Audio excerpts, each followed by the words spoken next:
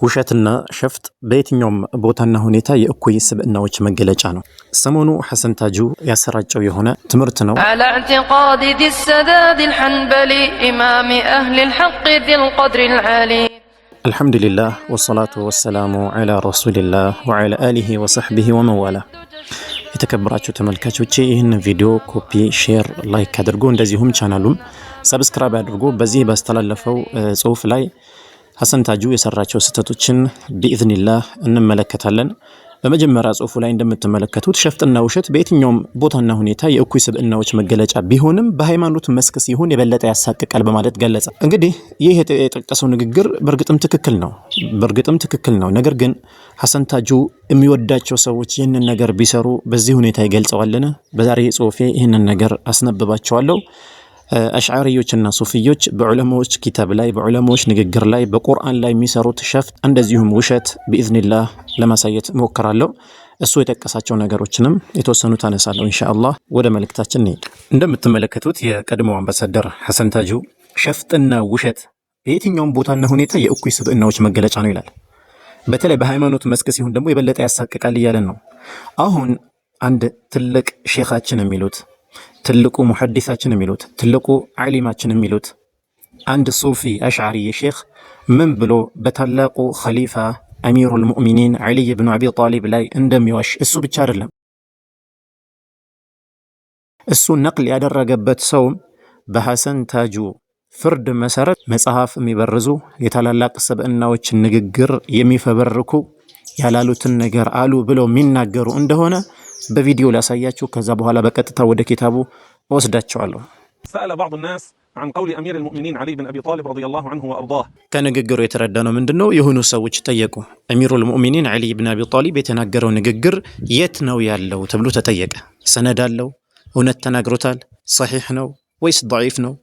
ያለበት ኪታብ ምንድነው ተብሎ ተጠየቀ። የሚመልሰው መልስ كان الله ولا مكان وهو الآن على ما عليه كان። ሰምታችሁ እንደሆነ ይህ ንግግር በጣም በርካታ ሱፊዮችና ሻዕሪዮች የተለያየ ቦታ ላይ መድረክ ላይ ሲናገሩት ታገኛላችሁ።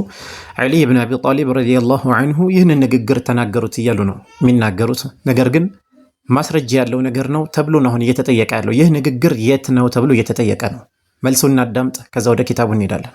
ما قاله سيدنا علي رضي الله عنه وكرم الله وجهه عليه السلام فهذا رواه ምንድነው ያልከው ያ ሼኽ? فهذا ረዋሁ ሪዋያ ነው፣ ሰነድ አለው። እርግጠኛ ነህ? ኪታቡ አንብበዋል? አቡ መንሱር አልበግዳዲ ይህንን ንግግር ከታላቁ ኢማም ከዓሊ ብን አቢ ጣሊብ ከሱ ዘግቦታል፣ ሰነድ አለው። ምክንያቱም ረዋሁ ከተባለ ሰነድ ሊኖረው ይገባል። ቢያንስ ضعيف የሆነ እንኳን እንደው መጃሂሎች ያሉበት እንኳን ሰነድ አለው። እርግጠኛ ነህ? فهذا ረዋሁ እያልክ ነው። ነገር ግን እኛ ከኪታቡ ውስጥ እንመልከት። እውነት ነው ውሸት? በታላቁ ሶሐቢ ላይ እየተዋሸበት እየተቀጠፈበት ነው ወይስ አይደለም? እንመልከት።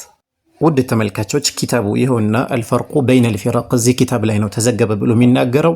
እዚህ ቦታ ላይ ዘገባ አለ ብሎ ሲናገር ሰነድ ሊኖረው ይገባል። እንግዲህ የምትመለከቱት በዚህ ሳጥን ውስጥ ያለው ንግግር ያንን መልእክት የተቀመጠበት ነው።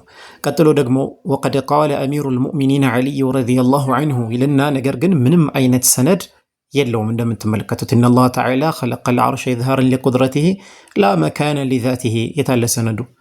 ከአቡ መንሱር አልበግዳዲ እስከ ታላቁ አሚር ዓሊ ብን አቢ ጣሊብ ድረስ አንድም ሰነድ የለውም። ስለዚህ ረዋሁ ያልከው የቱ ጋ ነው የዘገበው?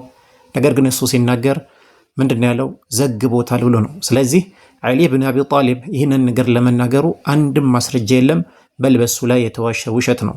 ስለዚህ አሁን ሐሰን ታጁ ትዝ ይለናል ማለት ነው። ንግግሩንም ማስታወስ አለብን። ሸፍጥና ውሸት በየትኛውም ቦታ ወይም ሁኔታ ምንድነው? የእኩይ ስብዕናዎች መገለጫ ነው። በታላላቅ ስብዕናዎች ስም መጽሐፍ አባባሎችን መፈብረክ የእኩይ ስብዕናዎች መገለጫ ነው።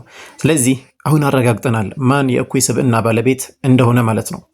ሌላው እንደዚሁ አንድ ነገር ደግሞ ሊጨምርላችሁና ከዛ በኋላ ወደ ሌሎቹ ንግግሮቹ እንሄዳለን። የሐሰን ታጁ ማለት ነው። قال الشافعي رضي الله عنه المجسم كافر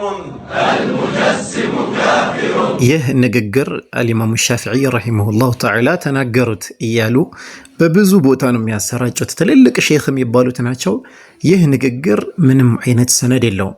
الإمام الشافعي بفصوم التناقروا يعني كساتشو يمارو ينبرو تماري وچاچو راسو اندي نجر كساتشو نقل أدرقو على استلالفهم عندوش السيوطي الأشباه والنظائر ميبالو كتابو لاي اندزيهم ليلوش ابن المعلمي أو ما نبر النجم المحتدين بالكتاب لاي اندزيهو ሌሎች ናቸው በጣም ሙተአኺሮች የሆኑ ማለት ነው። በአልኢማሙ ሻፊዒና በእንደዚህ ሰዎች መካከል ምናልባት በጣም የረጅም ዓመት ልዩነት አለ በመካከላቸው።